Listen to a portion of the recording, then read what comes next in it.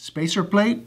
They have a top, a bottom, a front, and a back, and they need to go back on the same way they came off. So let's go for it. Let's remove the screw.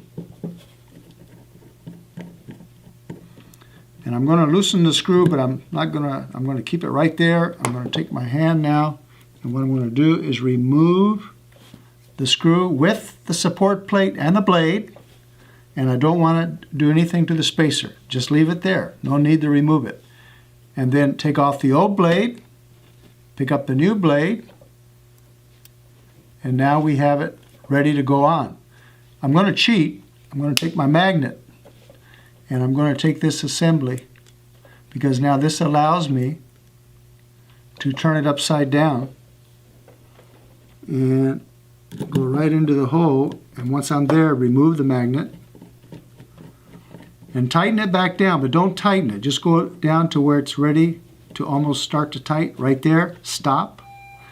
Take an RJ45 connector, like this one's been terminated, no problem, and put it into the tool all the way.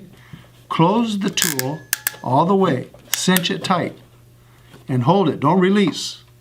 And now, tighten the screw, release the tool, and you're done. New blade.